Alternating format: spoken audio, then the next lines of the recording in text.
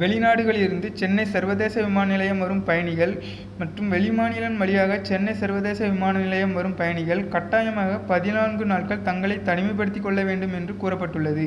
மேலும் டெல்லி, மகாராஷ்டிரா, பெங்களூர், கர்நாடகா போன்ற இடங்களிலிருந்து தமிழ்நாட்டிற்கு வரும் நபர்கள் தொற்று நோய்க்கான COVID-19 PCR test negative result வைத்திருக்க வேண்டும் என்று கூறப்பட்டுள்ளது.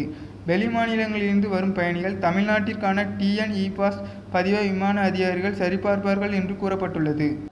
வெளிநாடுகளிலிருந்து தமிழ்நாடு செல்லும் அனைத்து பயணிகளும் மாநிலம் இணையம் சென்று TN-E-பாஸ் பெற வேண்டும் என்று கூறப்பட்டுள்ளது. மேலும் வெளிநாடுகளிலிருந்து சென்னை சர்வதேச விமான நிலையம் வழியாக வரும் பயணிகள் அனைவரும் தொற்று நோய்க்கான முடிவுகள் வரும் வரை ஒரு நாள் கட்டாயமாக தனிமைப்படுத்தப்படுவார்கள் என்று கூறப்பட்டுள்ளது. மேலும் 7 நாட்கள் வீட்டு தனிமைப்படுத்தல் இருக்க வேண்டும் என்று அறிவிக்கப்பட்டுள்ளது. இதற்கிடையே வெளிநாடுகளிலிருந்து வணிகத்துக்காக தமிழ்நாட்டிற்கு வந்து 48 மணி நேரத்தில் திரும்பி செல்பவர்களுக்கு இந்த தனிமைப்படுத்தல் விலக்கு அளிக்கப்படும் என்று கூறப்பட்டுள்ளது. இதுபோன்ற நியூஸ்களை தெரிந்து கொள்ள மறக்காமல் லைக் பண்ணுங்கள், சப்ஸ்கிரைப் பண்ணுங்கள். Thank you for watching.